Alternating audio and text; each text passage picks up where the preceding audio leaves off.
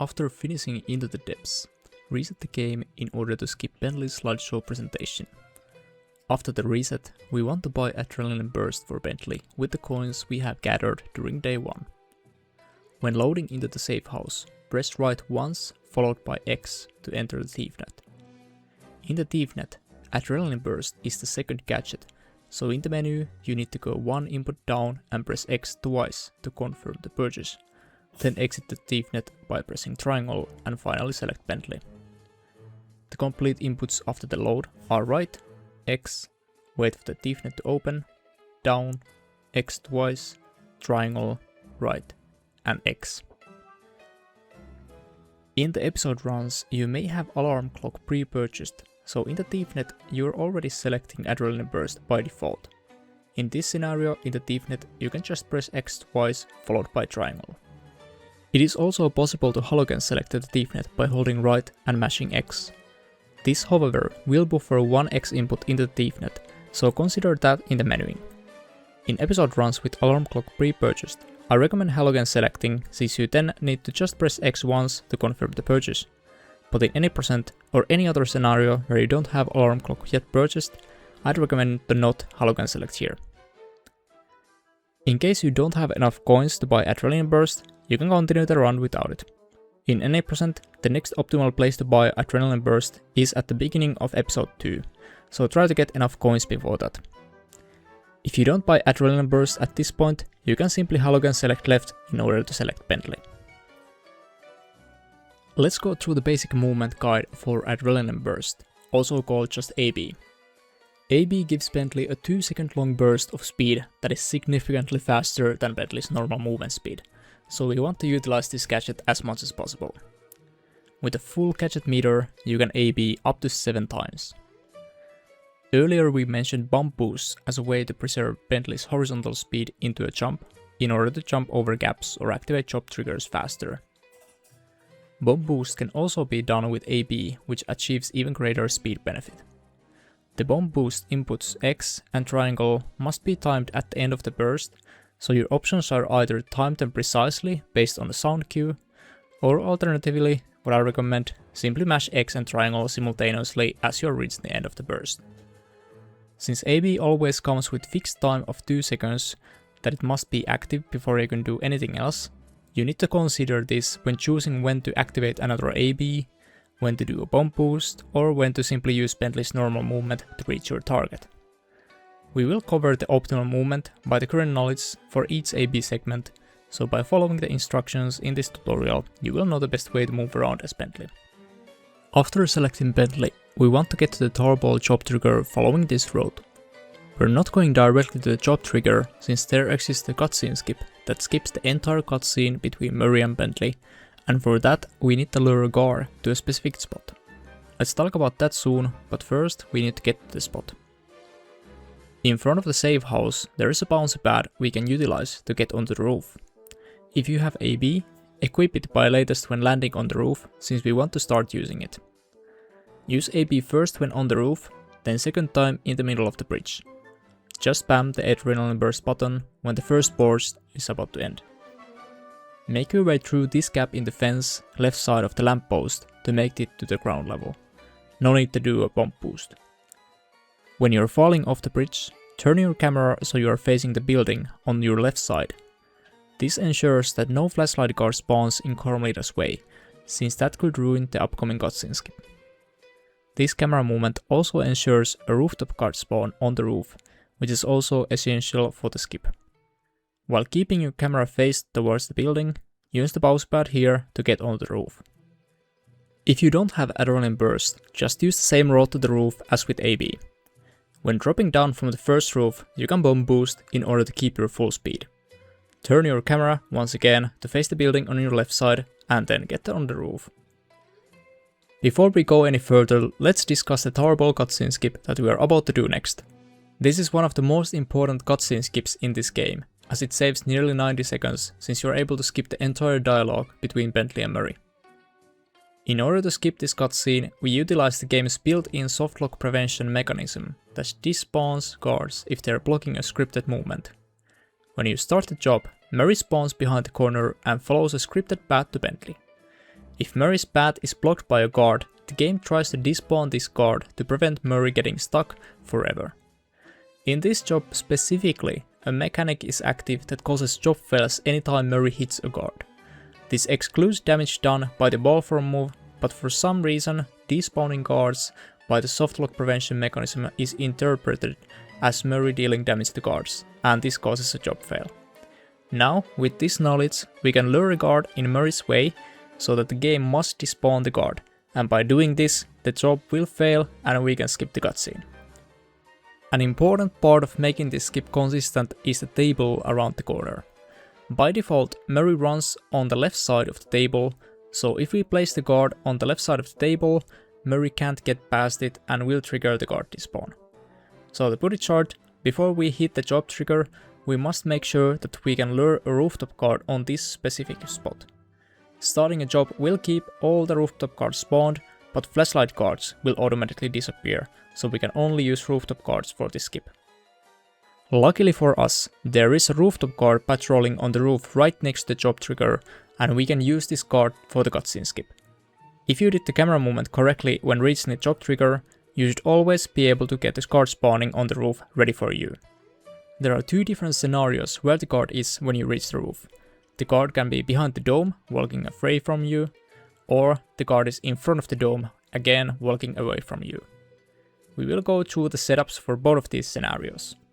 First, let's see what we should do in case the guard spawns behind the dome. Throw a trigger bomb to the corner closest to the job trigger and detonate it. This alerts the guard, and he will run clockwise around the roof to see what caused the noise. During this time, move Bentley to the corner on the roof where you detonated the bomb. Once the guard sees you, run down the roof next to the job trigger. Make sure not to trigger it too early, try to rather land a bit extra to the right if needed. After you jump down, the guard will follow you and will use its pathfinding that goes right through the ideal stuck spot. Right when the guard reaches the table, activate the job. For activating the job trigger, I recommend to hold R1, hold left analog left, and hit square. This makes sure that you won't get stuck to any chairs and hit the job trigger as fast as possible. If you timed everything correctly, Mary will get stuck and you will get the cutscene skip.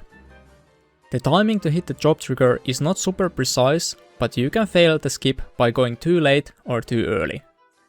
In both of these scenarios, Mary is able to squeeze between the guard and the table and the guard will not get despawned.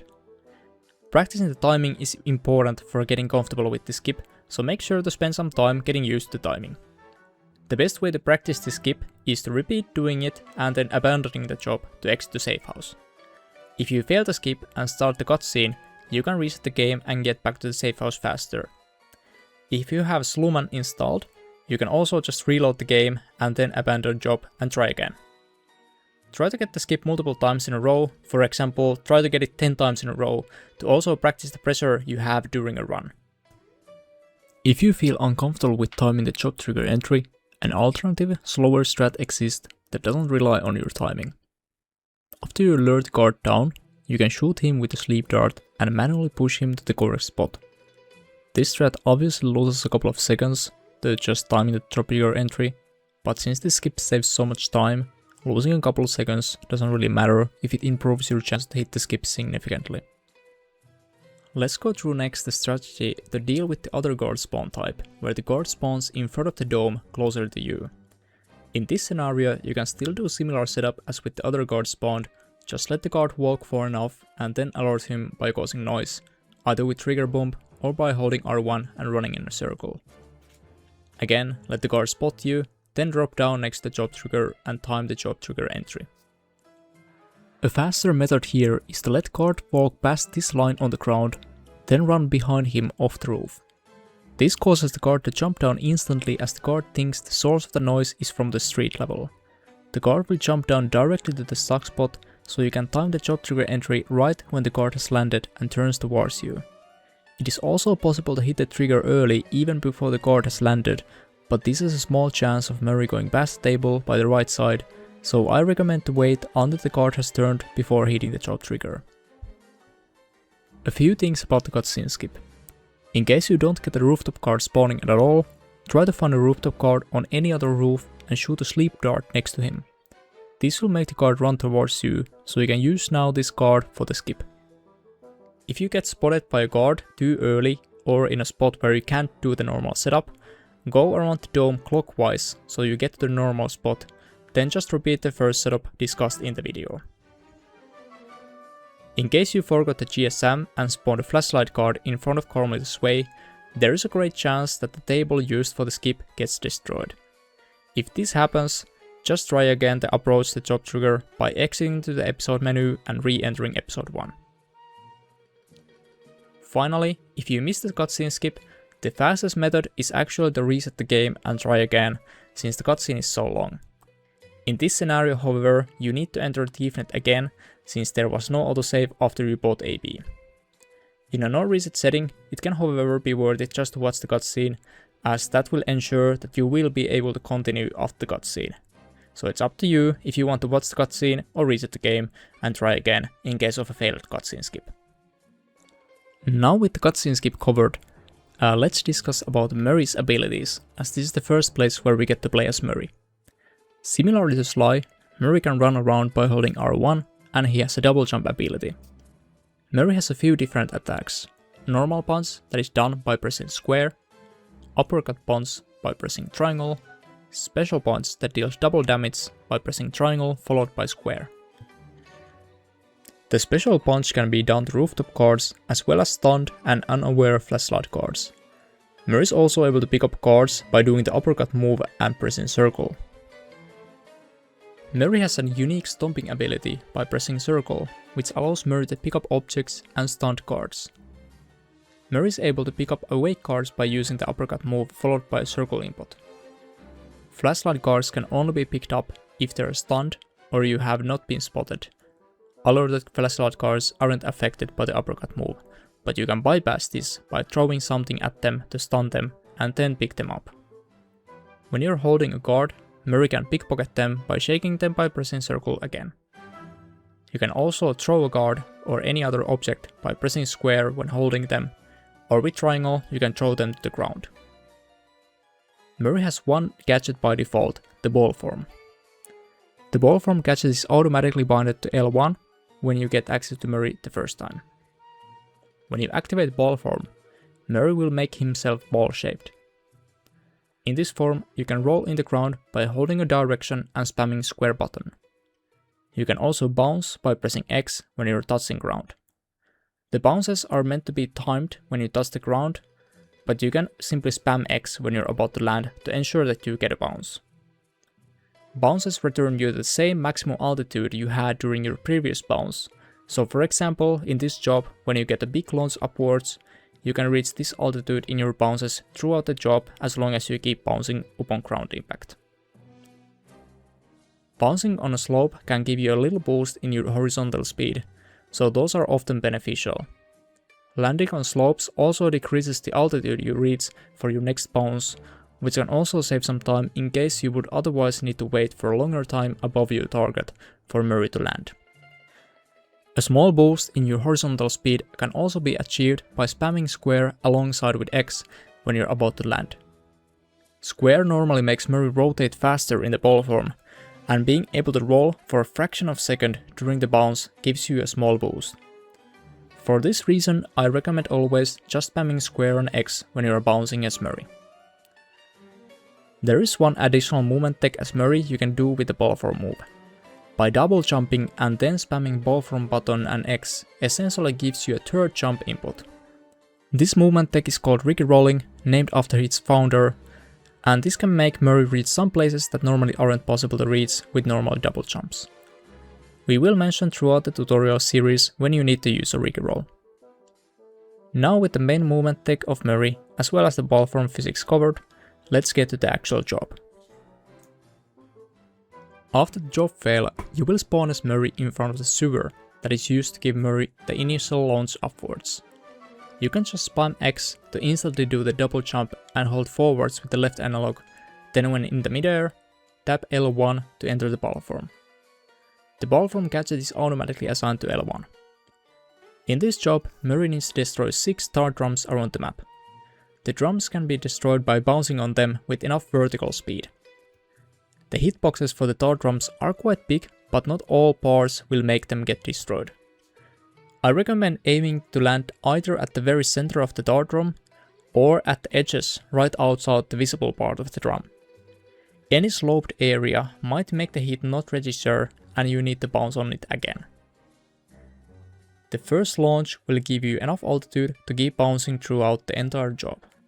During the first jump, aim Murray to land on the left side of the first tar drum, just the left side of the orange slope. Use the staircase and the roof after that to bounce towards the second tar drum. Try to use as direct lines as possible. You should be able to reach the second tar drum with 4 additional bounces, 4th bounce taking place around the fountain. When reaching the second tar drum, try to aim right next to the tar drum around this area instead of directly on the tar drum. After the second tar drum, use the rooftops to make your way to the third tar drum. For the second, third and fourth bounce, you can get a good slope boost by using the sloped parts of the roofs and the slope on the ground. Fifth bounce should be on the building right next to the tar drum. If you see a rooftop car patrolling around here, make sure not to hit him, as that might mess up your bounce and cause an extra bounce. Aim to the left side of the tar drum and keep your momentum forwards. Make sure to also utilize the square button during the bounce. 5 additional bounces should be enough to get you to the third tar drum. The next movement is the first segment where it's very easy to get an extra unwanted bounce, as we need to utilize slopes a lot and they can be a bit tricky. When reaching the third tar drum, you want to maximize your momentum towards the next tar drum. Make sure that you already have enough horizontal speed when reaching the tar drum and don't just hover over the tar drum, otherwise you might easily get an extra bounce. For the first bounce, aim on the left edge of the fence on the right side of the bridge while spamming square and X. This should give you a nice small boost towards the next bounce point. For the second bounce, aim towards the center of the fence on the left side of the bridge. Again, make sure to also spam square. With this movement, you should be able to make it to the next tar drum with no other additional bounces needed. Aim to the left side of the tar drum and try to keep your momentum forwards. If you feel like you have enough airtime, you can also land at the center of the tar drum or even behind the center. After the fourth tar drum, bounce towards the Ferris wheel using these rooftops and then aim your third bounce towards the small bridge. If you see that you are about to land way before the center of the bridge on the sloped surface, play it safe and instead land on the ground, then bounce to the bridge and finally to the tar drum.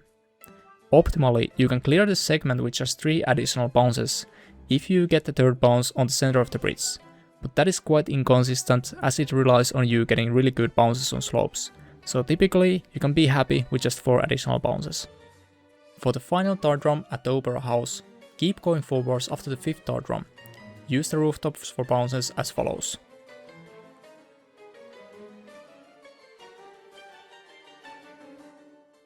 When reaching the bridge for the last additional bounce, try to land on the right edge of the bridge in order to avoid getting any weird bounces that could cost you an extra bounce.